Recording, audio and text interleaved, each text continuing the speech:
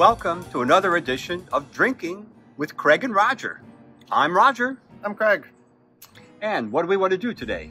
Well, we are going to do a little bit of a drink-through sample of some of the 1792 bourbons. We have the kind of hard to find, but still well-priced sweet wheat with the best name. Then we've got the regular small batch.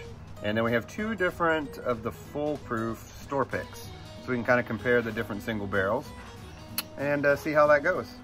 Sounds good. Yep. So 1792 is distilled by Bourbon, right? Absolutely. And have you been there? Well, when I was there, it was a while ago, and it was Sunday, but anyway, I got out and I jogged past it because we had tried to get in and they weren't having visitors at the time we were there. Yeah. I understand they have a visitor center now. Okay. And I know that they had a big, infamous Rick House collapse a couple years ago. Thousands, tens of thousands of barrels everywhere. Rolling around, but not all demolished. Not all, not all. I bet it set them back a little bit. Probably. But, you can find their stuff in almost every single store anywhere. And they're almost always going to be very reasonably priced. So a lot of people feel like they are underrated, and I think I would agree. I think they're really good. Some people around, at least in these parts, hate 1792, the bourbon fanboys, because I don't know if it's just the distributor or the distributor and the distillery play games with it in terms of forcing the store owners to buy a ton of this and sell a ton of this in order to get the highly allocated Buffalo Trace products. So a lot of people have started to resent this stuff because they're forced to buy it just to get a, D.H. Taylor small batch or something like that. It's dumb. So we are gonna start here with the sweet wheat. Like I said, this is kind of hard to find. It is a wheated bourbon. Okay. It runs about $35 when you find it. So there's nothing not to like about that. What are you getting on the nose there? That's a light nose. Oh yeah. I get like banana and kind of like a banana bread nose. Bready, lightly fruity, and a little hot. But there have been times I've worked my way through over a third of this bottle. Sometimes this smells amazing to me. That's nice. Very nice. Smells great. Woo! Nice caramel. Oh man, it's hitting the spot right now. Yeah, caramel. Kind of a little bit of that banana bread note I was talking about. A little bit. Soft. Soft. Yes, it's very gentle. It is definitely a more subtle and smooth and not terribly complex whiskey for people that like wheaters. It's easy. Some people really like this one. It's easy. And like I said, you have to be in the right mood for it. Sometimes this smells and tastes great to me, and sometimes I'm like, so it's one of those ones. If the mood hits, it's good. All right. Well, let's try and compare it with the normal small batch that they have. Sure. Which is over here. Man, that was really good. It is good. I am digging it right now, I gotta say. Okay, so we got that one up here in front, and now we're gonna try the regular small batch. I think you can normally get this for about, what do you think? Do you remember what you got this for? This one was like $21. Yeah, I was gonna say around 23, 25, something like that, depending on the place. Well, it was on sale. Yeah, you can find it on sale. You've been able to find it on sale here and there for years. So that's why I had it, because it's supposed to be great for the price, and it was. So this is nothing new. It's been around for quite a while, but some people are still just trying this stuff for the first time. Well, people are always coming into the whiskey market. Yep. People are also leaving it, unfortunately. And these are great. These get given out as gifts a lot because people have to buy them to get allocated stuff. And people like getting it as a gift because it's good. So, pretty nice, light, sweet nose. Yeah, nice. And also a little a little more intense and sharper than the wheat. Yeah. I'm not catching too many similarities between the two, really. I think they're pretty different profiles here. Try it. Understandably. Oh, yeah. On the finish, yeah, much more intense. The nose is so much sweeter on the sweet wheat. Light sweet. Yeah. And this is much richer. Well, this must have much more rye in it than the sweet wheat. Has none. So right. Yeah, way more intense, and you do get that spiciness, that rye spiciness in the finish. And this is a nice, robust bourbon. Oh yeah, I think it's very good. Oh yeah. I would never turn my nose up at receiving one of these, and I wouldn't really have a problem buying it to get something else, or just buying it in general. It's a great everyday sipper, as they say. Oh yeah. But it doesn't taste like you're compromising, in my opinion. No. It's fine. What would you compare this to? Name another one. Oh, well, I say it's in the same league as Buffalo Trace. Regular Buffalo Trace? Yeah. It's not nearly as smooth as Buffalo Trace, but I think it definitely has a more pronounced flavor. Maybe Buffalo Trace is almost too smooth for me. Sometimes I drink it and I'm like, trying to pull more flavor out of it. You know, that's just me. I know I'm very much in the minority. It's got a little, to my taste, it has a little more husk coming out of it in the finish. Classic. Yes. This maybe you would be. It's not nearly as refined. Yeah. You might think maybe Woodford Reserve. I think that's good. That's comparison. Woodford. It's a little younger tasting than a Woodford, but it's comparable. I am picking up a lot of the more woody notes in this, and definitely the rye on the finish. I got a bit of a hint of cinnamon in there. Rye. Some nice barrel notes. It is sweet up front on the palate, I think.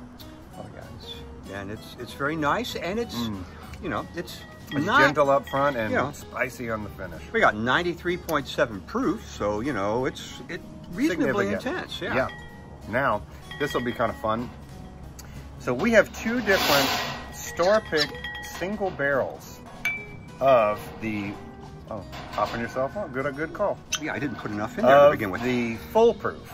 So this is probably, it's not barrel proof. I think they have probably added a little bit of water to get them all down to 62.5% alcohol, which is nothing to sneeze at. It's 125 proof, but I would imagine these barrels probably got up into the 130s at some point. But they add a little water, get them all down to the same. Just a little bit. Yeah, that's because I think it's probably the entry proof. Well, it says, single barrel select. So, what they are doing is going around to various pretty prestigious liquor stores and selling a single barrel to them with their own name on it. Now, mine here is the Bottle Shop, Athens, Georgia. That's mine. Mine is from a tiny little hole-in-the-wall kind of store called Pitch and Putt. They're only barreled 4 days apart. Who knows when they were dumped? Maybe on the same day, but anyway, you would think they'd be similar, but then again, so often they'll tell you, distillers will tell you, they'll try stuff from two different barrels, put there at the same time, aged right next to each other, the whole time, and they taste like completely different things. Well, that's because wood is not exactly the same. Nothing is exactly the same. No, it's true. And of course, so many of the variations that come with circulation of air and heat and cold and blah, blah, blah, blah, blah throughout the brick houses. At 125, this should be really intense. Should be. Yeah. So yours is brand new. We just opened yours as a neck pour. I've been chipping away at mine for a little while, a couple months now. So, here we go. What do you get? Not so much just to compare the two, but just in general for somebody that might look at the full proof. Well, right now it doesn't have much more of a nose than the regular small batch. I think less of a nose. I'm actually smelling less in this than I was in the small batch, somehow. I don't know how. This one is a little cleaner to mine. I'm also going to refresh my palate. This one, the one that my bottle is a little sharper to my smell. Okay, here we go. This one's a little milder. Okay, nice Not and much. Rich. Nice, rich. Yeah. No harshness on the nose. No ethanol on the nose to mine. I'm surprised. You can get your nose right in there. It's not burning me out. No. Is shocking. They are not the same. No, the one on the left, the one that came from yours, is a little brighter and fruitier smelling to me. Yeah, that's what I'm saying. Mine, yeah, darker. It has a darker nose to it. That's all I can say. Darker fruits, a little more maybe oak or something like that. And this is quite a bit more subdued. This is the small batch. Let's go back to the small. The small batch is quite a bit more subdued to the nose. I pick up a lot more when I moved back to the small batch. It smelled like cola, like Oh yeah. notes. No. There's it's much more complex, but it's not as intense. And I think it definitely smells younger. These full proofs, let's see. Like I said, these are probably about 8 years or longer old, because these were from February of 2012. And I know you bought yours probably in November of 2020. So these are probably a little over 8 years old. So they definitely have more age on them, and you can smell it. Around 8, yeah. Okay, so let's get into them a little bit. Okay. Let's try yours on the left. Okay. All right, this is a neck pour. Wow. And look at those legs up to the top. Oh, wow. yes. Oh, yes. Man, and it is remarkably smooth for that strain. Oh, it is. It is nice. I mean, this sips just as smoothly, cleanly as much lower proof whiskey. And Wow. and yeah, it's easy on the tongue. You wouldn't think it would be. It's not but harsh, it's not. and it's way less spicy on the back end of the palate than that small batch. Oh yeah, Way less.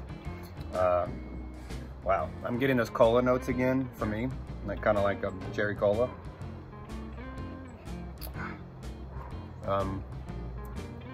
Wow, yeah, it's super good. Dark fruits, cola, some of the wood, caramel, a little bit of wood, caramel. Oh yeah, and Delicious. the spiciness, from the rye, but A little bit, not little that bit. much. but a little bit. But anyway, Not that much.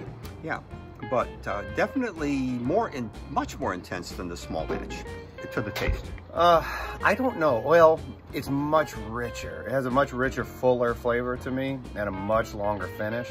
But the first one kind of almost overwhelms my palate, and as it goes down with that spiciness, you know? Yeah. So I'm moving over to mine. Okay. Sounds like a plan.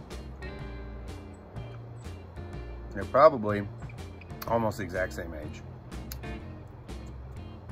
I'm picking up a lot more of the oaky woodiness on Oh this yeah, one, yeah. This has got and a lot more spice on the back end. Yeah. Oh yeah. This is more complex than the one that I bought. It is. It is. Less of those fruity notes, I think. What do you think? But it's just as smooth, and it goes down just as easily. You know. Yes. And at 125, wow. It is more Yeah, spicy. I'm impressed. This is getting that rye spiciness at the end is getting closer to that small batch, but boy, the finish is lingering for a long time. Oh yeah, it's a real but the character of this one is quite a bit more like the small batch, which is, I think, probably only reasonable because they're taking a number of different barrels and blending them together to achieve a taste that they want. Right. Whereas with these, they select the barrel and say, oh, we like this one by itself, and Yes. it may not be as consistent as the small batch. Because the whole thing with the store picks is the owner gets either goes to the distillery or gets mailed a variety of samples. So if you go to the distillery, they might have a chance they might pull aside 8 to 12 different barrels and give them samples from it, and they start narrowing it down, or they might mail them a certain number of samples and they'll taste each one. And the goal, most of the time, they're trying to pick out something different than the standard profile of that product. Because you can get full proofs in tons of places that are not single barrels of this product for about the same price. They're not single barrels. They're blended more like the small batch, but they're usually about the same price. I think they usually come in right around $40 to $45, which is pretty nutty for a, you know, at least entry proof, high proof bourbon aged probably like these, probably over 8 years. That's about what I paid for mine, for my single barrel. Yeah, about 45. And things are a little more expensive in Athens. It's going to vary everywhere, but you should be able to get it for between 40 and 50 bucks. And nobody's upcharging this stuff that I no, they're not. Yeah, not allocated at all. You can get it almost anywhere, anytime. And this stuff is great. It is terrific. I highly recommend it. And if you want it, you don't have to go on the secondary market and pay $500 for a bottle. That's right. And you don't have to work for it. Just go to any good, reputable store. They're going to have it. Oh, yeah. It's going to be good. It'll be fine. Now, it is crazy to me, the difference between being a novice and having had a lot more whiskey, and particularly high-proof whiskey lately. This, like I mentioned, this was the first high-proof whiskey that I had tried. And I'm telling you, when I tried it, it not only tasted, but it felt like a different level of matter. It went beyond just a liquid. It's like it turned to gasoline. It went down like liquid fire and was completely overpowered. But, you know, have enough of the stuff, not even that much of the stuff, and you start getting used to it, and it tastes delicious and goes down pretty smooth. It's great. It's great. I would not put water in it, but if you wanted to put a few drops of distilled water in it, or spring water, I think would be okay. You know, we don't have it out here. We're not going to try it, but I think it might benefit it. You might be able to bring out some more nuances, but this is really good. For value, it's very, very high. I would say the only higher value you're probably going to find on a store pick single barrel is maybe Knob Creek store picks. You can find those as old as 15 years at 120 proof. They put all theirs at the same proof for usually around $50. Well, I've seen some Evan Williams that's pretty good price too. The single barrel? Yeah. Evan Williams single barrel is very good, but it is 90 proof. It is much lower. Yeah. So it's like this. If you're looking for the higher, you know, more intense versions, those are two as good as they get. Goodness gracious, that is good. It is good. So if you don't have some of this, you got to get it. And if people are talking smack about it, ignore them. It's just because they resent the fact, and it is a bunch of BS, that this stuff is pushed so hard, like Wheatley vodka, to drive sales of other things.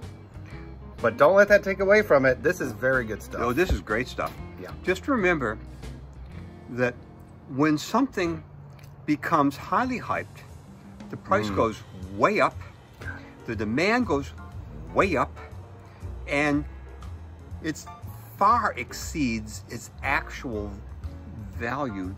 Let's say, I can't imagine how many people try, as happened to me, Weller Full Proof. That was one of my holy grails. Weller Full Proof, Dad.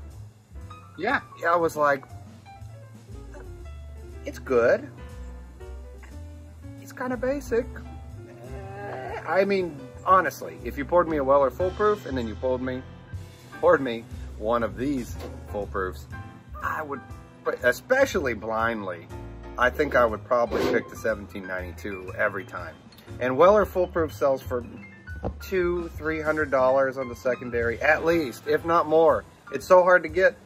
I gotta tell you guys. I think we've talked about this before, but those of you who are interested, okay, remember that the power of suggestion is very powerful. It is. So if someone says that something is great, or that something has this taste, or that taste, and then you sample it, you are much more likely to taste that because someone said it tastes like that.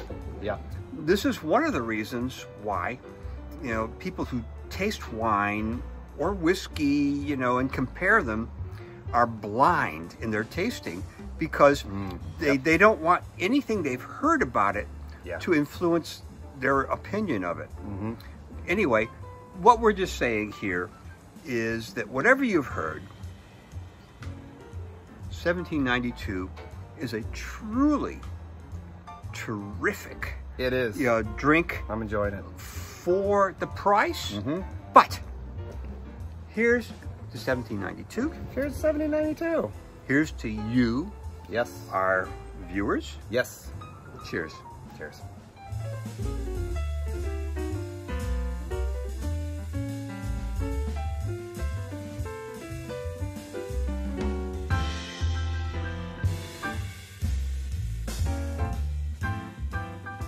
With the you know the malt, not the malt, the Man down. oh, man down.